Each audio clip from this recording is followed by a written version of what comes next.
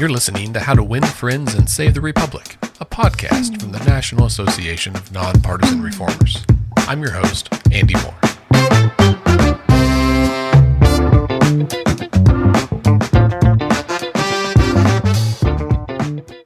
My guest today is Aaron Hamlin. Aaron attended Northern Kentucky University, where he received a bachelor's degree in psychology. He then went on to Miami University for a master's degree in educational psychology. And during his program there, he spent some time living and studying in China. Following that, Aaron attended Indiana University at Bloomington, where he received a master's of public health, and then on to the Cooley Law School at Western Michigan University for his JD. Aaron's career experience has mirrored the diversity of his educational background, ranging from in-house counsel for Yellow Cab of Central Florida and to the co-founder and director of the Male Contraceptive Initiative to his current role as the role that he's had since 2013, co-founder and executive director of the Center for Election Science, which is a nonprofit that is the, I think, leading champion for an alternative voting method called approval voting, which you may remember hearing about at our last episode with Nate Allen from Utah Approves. Now, without further ado, welcome to the show, Aaron Hamlin. Thank you. I did actually live in China. I just took a course there a couple of times. I did get to play a lot of, I'm a big fan of chess, and so I did learn from a friend on how to play Chinese chess, which is called Xiangxi. But any Mandarin that I had picked up at the time for very basic tasks is long gone at this point. That's good to know. I didn't know that China had their own version of chess, but I am personally interested in this because my son is 10 and he is very into chess right now and other cultures, including especially stuff in like Eastern Asia, China, Japan, Korea, that kind of stuff. So I'll this week is his birthday. We got him a Lego Harry Potter chess set, and I will now inform him that I've learned something new about chess. He'll be very excited. Yeah, there's all kinds. There's Korean chess. There's Japanese chess, which is called shogi. It has a really interesting mechanic where when you capture your opponent's pieces, you can drop them as your own as well. So it's kind of like a variant of chess that has a common feature, which is called Bug House, which is a 4-player chess. So there's all kinds of variants out there. That's fascinating. My son is we've got him a couple of tactical books, so he's learning a bit of the math and the science and the art of chess, which is real fun to see as a parent. It's quite the rabbit hole. That's right. Yeah, he can't beat me yet. So far, it's still a safe hobby. Give it time. When I talk with friends about getting into chess and doing tournaments, I said you just have to prepare yourself if you ever play in a tournament, because if you play long enough, at some point you will be beaten by a child. Right. Yeah, that's right. Well, speaking of children and growing up, Aaron, I'd like to start by talking a little bit about your early life and find out for our listeners how you come to work in this career path. So growing up, was politics or government or civic engagement something that was important or valued in your home? Not really. And I mean, I grew up in Kentucky, so it's more conservative than like the rest of the country. But I didn't really start to think about voting methods and the way that politics interacted. I mean, I always voted. Like I voted the moment I turned 18, but I feel like I didn't really have as good of a understanding about the way the mechanics interface with voting until graduate school. And it's weird. It feels like the voting method itself is this invisible component of elections that you don't really think about. And so like, yeah, I mean, for me, like the pivoting point was when I was at Indiana University and I was in the student group, and the student group focused on healthcare reform, within a particular policy. And this was 2008. So like we were all talking about who we were going to vote for. And my friends in this group were talking about voting for people who I knew did not align with their interests. And so I thought, like, well, what's going on here? And I kind of put them to task about it. And I kind of had a takeaway where I had to think, like, well, like, and I can either keep bothering my friends and maybe have fewer friends in grad school if they get annoyed enough with me, or like maybe there's another thing going on here. And that's really when I started to look at the voting methods as an issue, and it really came on my radar. Yeah. Well, I'm glad you brought that up. I wanted to talk with you specifically about kind of your path, right? Of how you where you started in college to where you are now in your profession, because there's some to me some real funny parallels to my own path. So you have an undergraduate degree in psychology, as do I. You have a master's in educational psychology. I have a master's in counseling psychology. You then got a master's in public health. I went and ran a public health clinic for 10 years. Yours was, some of your study was focused on contraception. My public health clinic was an HIV clinic. And so certainly some overlap there. And then you took the extra step of going to law school, which I think about almost weekly. So it hasn't passed yet. But you went through law school and then now running the Center for Election Science. But to go back to when you started out in undergrad, did you enter college with a idea, rough or well formed, about what you wanted to study and what you wanted to do once you graduated? I don't think so at all. Yeah, I don't think I really had much of. I think going into undergrad, I thought like maybe I would do something. I don't know, like more like technical with computers. But it turned out I didn't have as much of a knack for that. But like at the same time, I was getting the highest grade in my psychology class, and I really enjoyed social sciences. And it seemed also something that was kind of robust as well in terms of the skill that I could apply more generally, and which is also why I chose to minor in math, and I just focused on statistics and probability. And so they're thinking about it, not like I felt like I had some innate skill with statistics, but I recognized its value and saw that if it was the skill that I continued to develop, that it would be able to be applied, because I saw it as the language of how we figure out whether things are happening by chance. And I saw that as being really important early on, being exposed to the field of social sciences. And yeah, I saw that was going to be really valuable in a way, because like, again, like I wasn't like totally sure in terms of like which field I wanted to go into. But I think even in those earlier days in undergrad, I had an idea that I wanted to do something that was meaningful in terms of like having a strong impact, but also had some scale to it at the same time. But in those early days, I really didn't have a clear idea of what that would be exactly. Sure. Yeah. Well, I definitely can relate to not having a clear path. I will say we diverge on your interest in statistics, and my endurance of them through through school is something I had to get through. I appreciate statistics though, because I love having data to back up a good argument. So, what prompted the shift over to public health? So with public health, so that was so with my first one in educational psychology, which I did at Miami University in Ohio.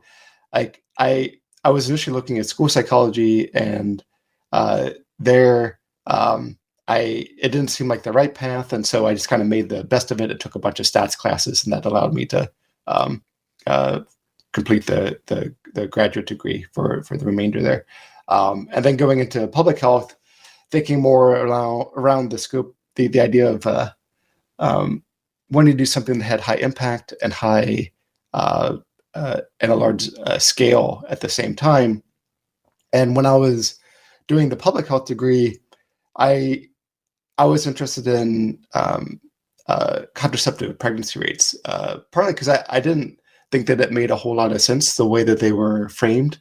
So like normally when you look at the table that the FDA puts together, you have this 1 year estimate of pregnancy given the usage of a contraceptive for a year. And when I looked at that, I thought, well, that seems kind of weird because like people don't stop having sex after a year and they don't become indifferent to unplanned pregnancies after a year. And so what I did with that is I used some very basic probability modeling to scale that out over a longer time span to see, given a particular contraceptive, what's the probability of at least one pregnancy given some time period set. And I also looked at what that would be given simultaneous dual method use at the same time as well. So I was able to see all of these different kind of combinations. And for me, when I put that together, I saw that as being more practical. And so at graduate school, that was my main interest. And along the way, you can't help but notice the dearth of options for men in terms of reversible contraceptives. And when you look at the math for simultaneous dual method use, you see the kind of big impact that is. And if you give men also an option to be able to really contribute, you lower that risk of an unplanned pregnancy quite significantly. Yeah, I mean, I think if anyone is interested in statistics, the moment you catch a whiff of epidemiology or population health, you realize like, ooh, this is a scalable skill that I have here, and we can really begin to gain a better understanding of what's happening in the world around us in a measurable way. And and then once you identify the problems and measure that, you can't help but try to come up with solutions to those problems, right? Yeah. So maybe we can track the through line of math and statistics from undergrad through your two master's programs, but then law school seems like a shift in a different direction. Tell us about how that came about. Yeah, well, I had an advisor in my public health program, and as I was getting like closer to graduating, we were having this talk, and he was like, "Well, like you got to figure out what to kind of do next." And he's like, "Well, you could."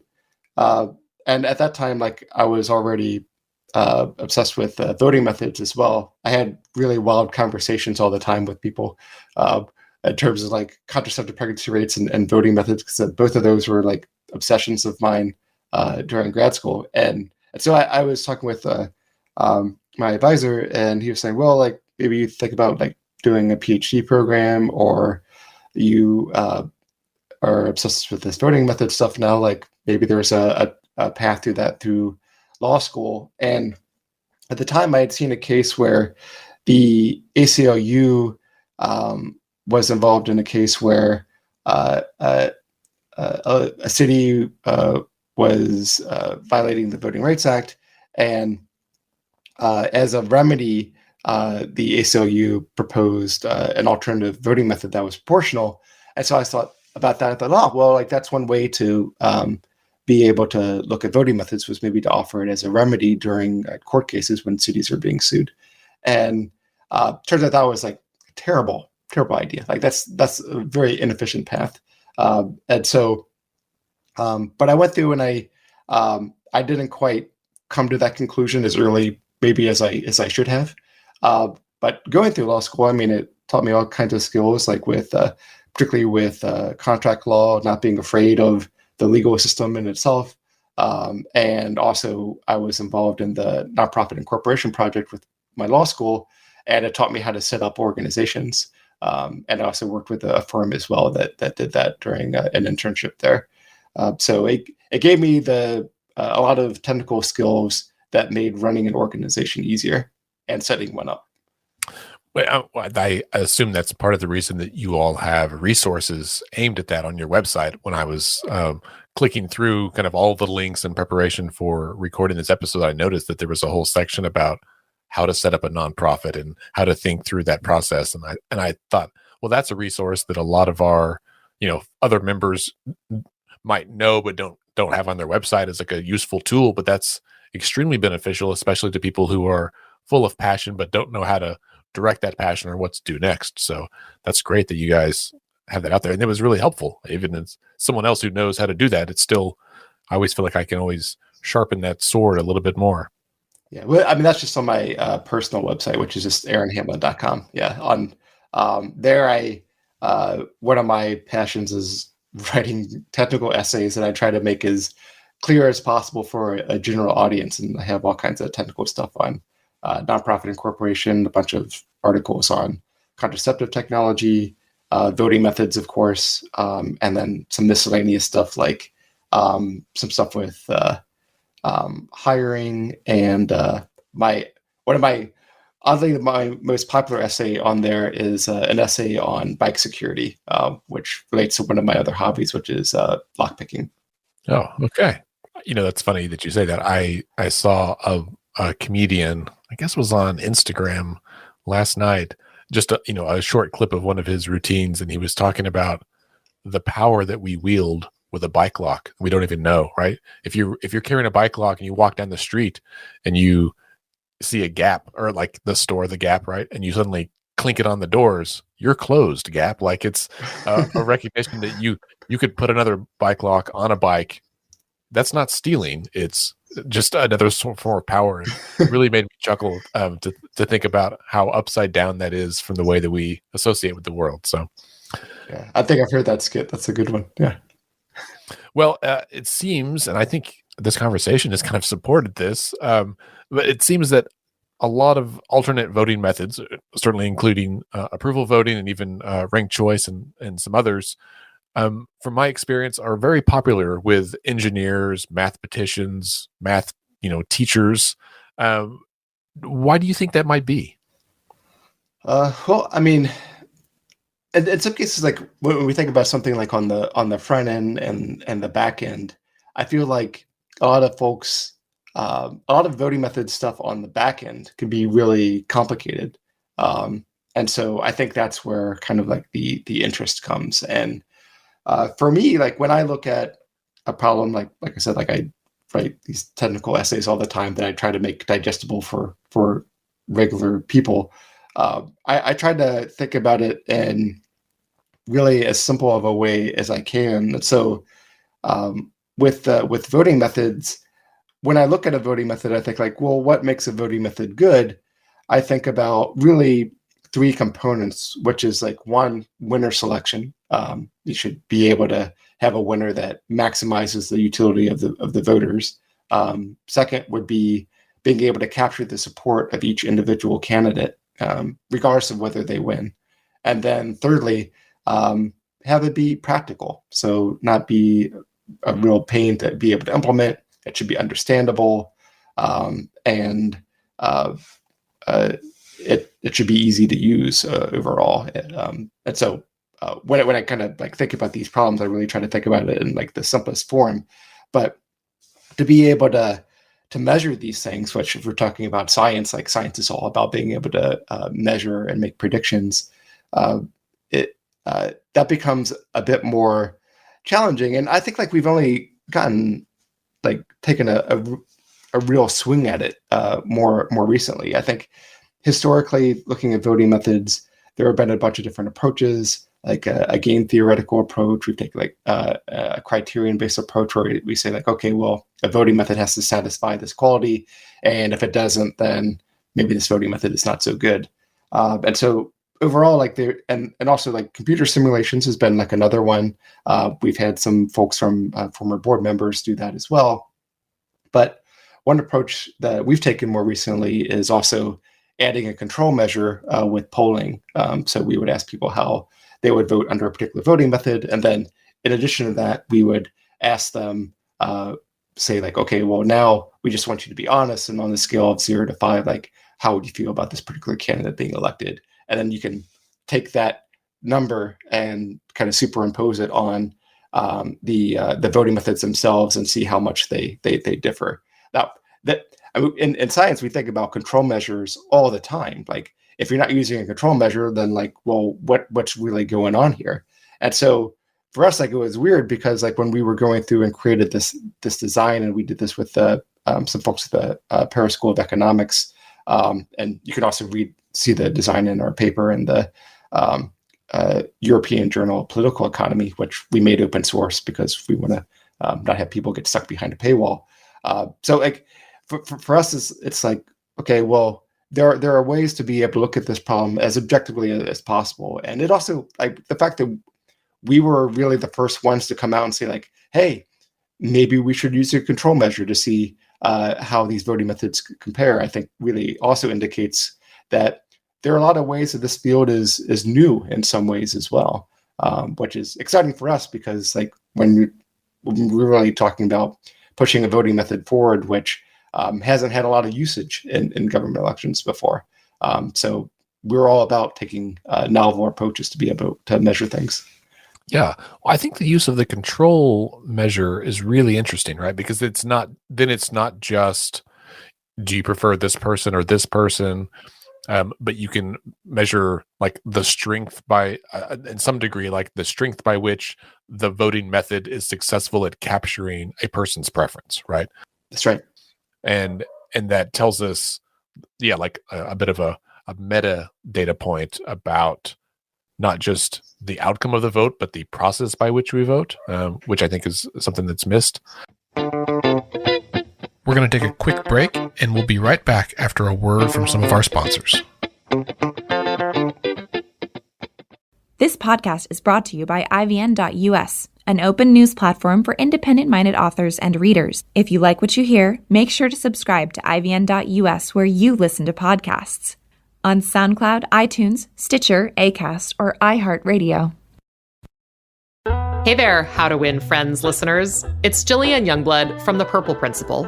Ever wonder how our country got so polarized?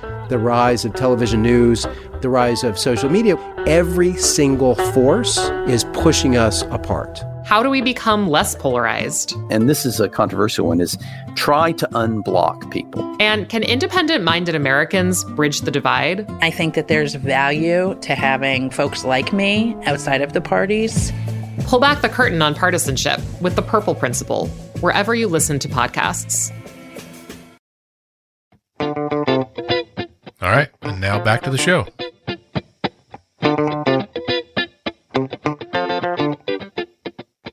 A couple of years ago, there was a really great episode of the Freakonomics podcast that was about the placebo effect, right? And that and how powerful it can be. But it's not like big pharma is donating money for people to study the effects of a sugar pill.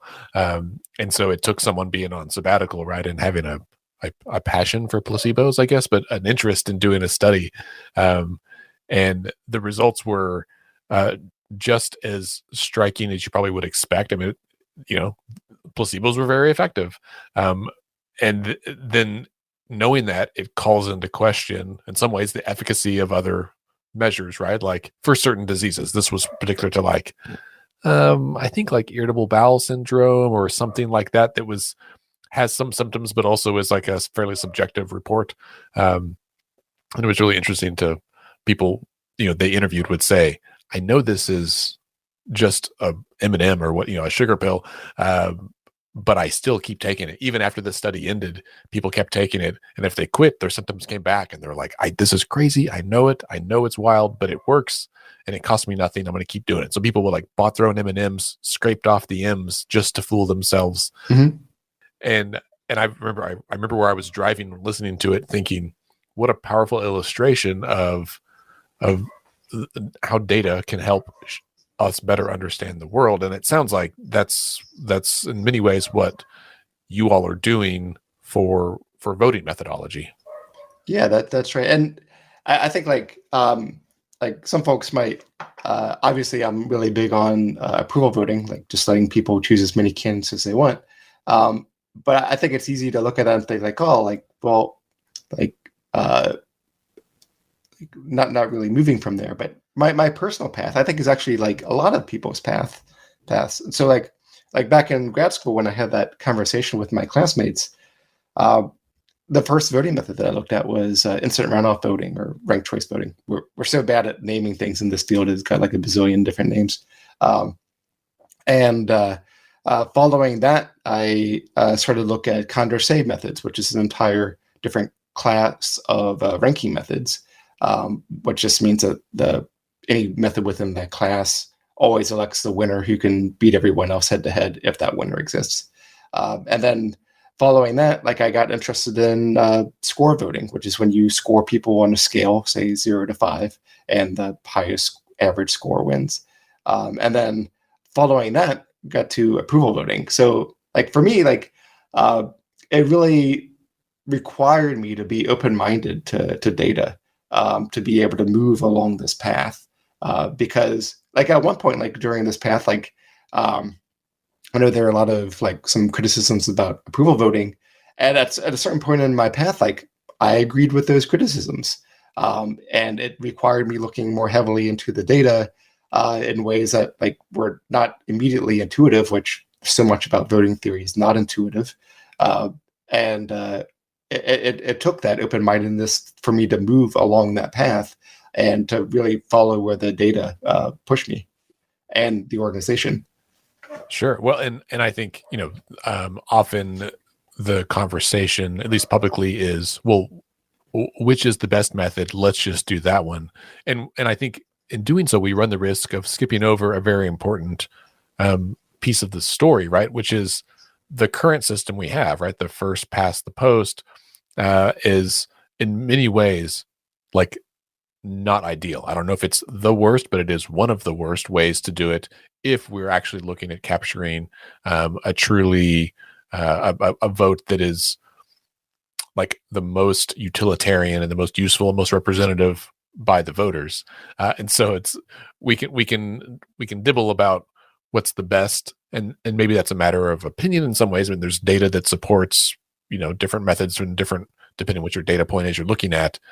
But let's not forget that the common thread we all have here is the current system is really causing some problems, and we are starting to see that, month after month as elections happen, and the outcomes that we're stuck with, particularly in the context of this broader electoral system that we've designed that must evolve over time to reflect the other evolutions that are happening in our society and our politics. Right? This is none of this happens in a vacuum. There are, multiple factors feeding into it to kind of drive our political system in America. And so to see, to be able to demonstrate or illustrate the pros and cons of a method or of several methods with data, I think helps better inform voters, right? To make the choice for them of which system makes the most sense and they think works the best to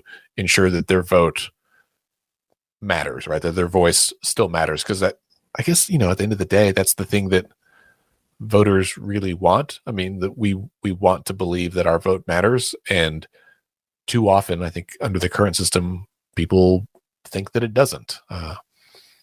Yeah, I think that's right. And I think it's from like an average voter perspective, I think it could be challenging to, like, if you ask the average voter and say like, okay, like these are different voting methods, which is probably the first time that they've ever heard of those voting methods, and say like, oh, well, what do you like? I feel like the average voter like maybe uses a number of heuristics, because like that's what we do when we face hard problems that require a lot of calculation. Like we use these kinds of mental shortcuts.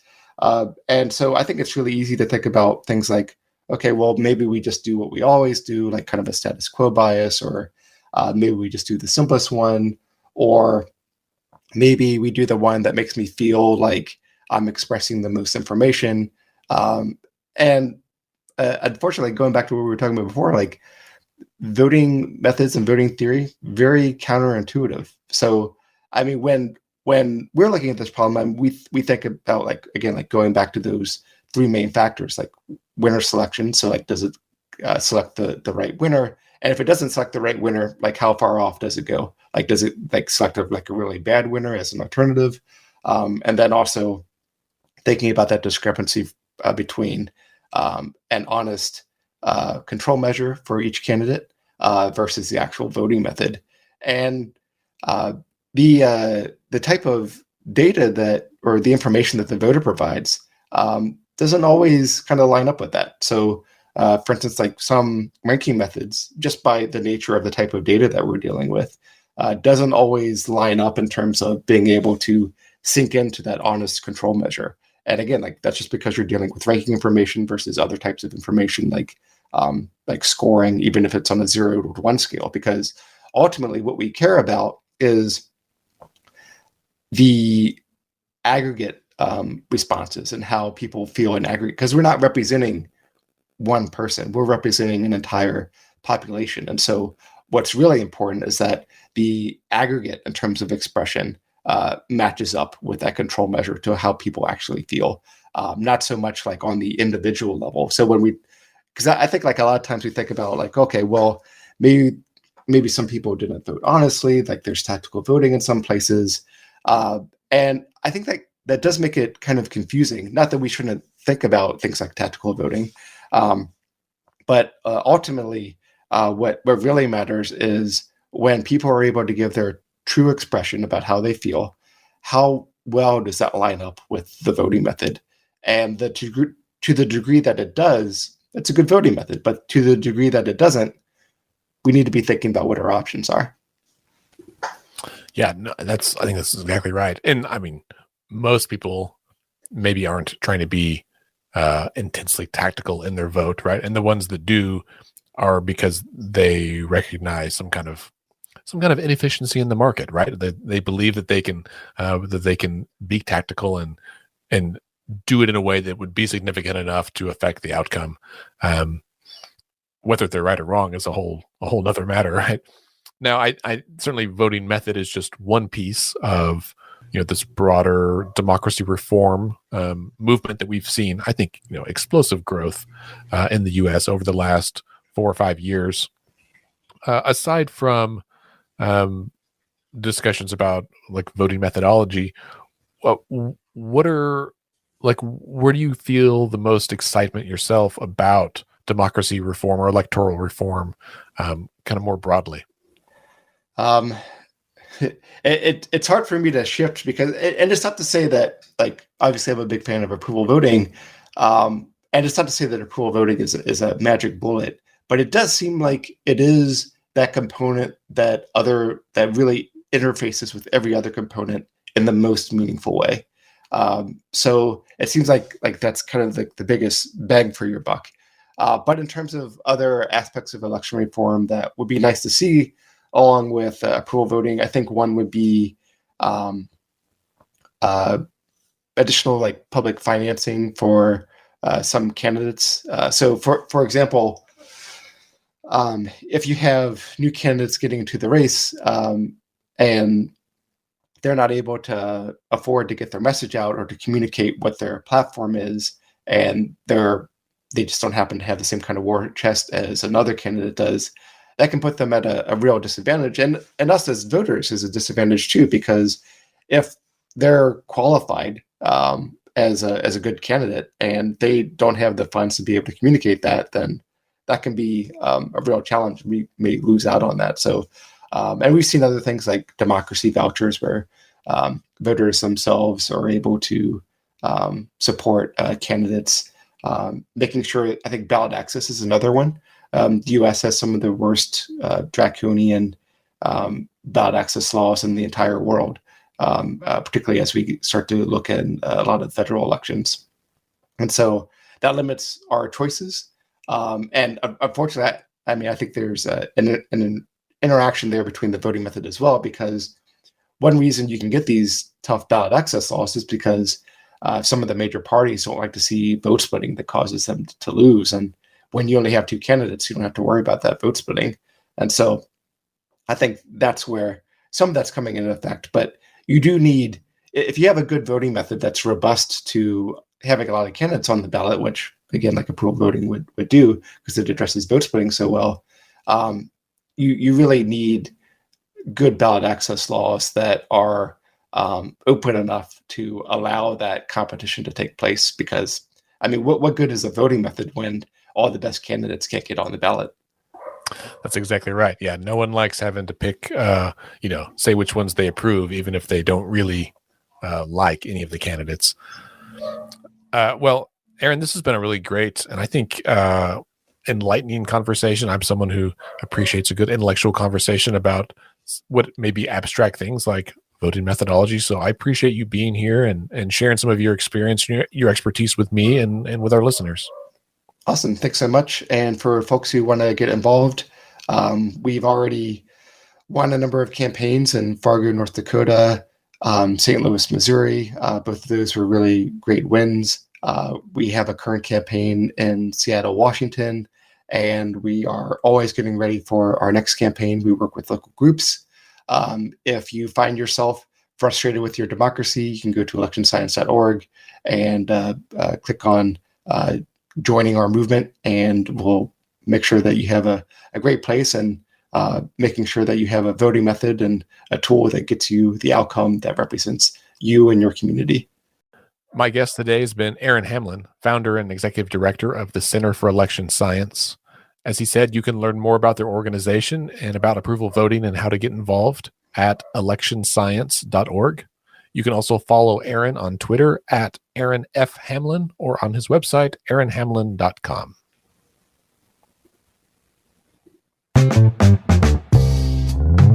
Thanks for listening to How to Win Friends and Save the Republic. This podcast is a program of the National Association of Nonpartisan Reformers. For more information about our organization and how you can join, please visit our website at nonpartisanreformers.org.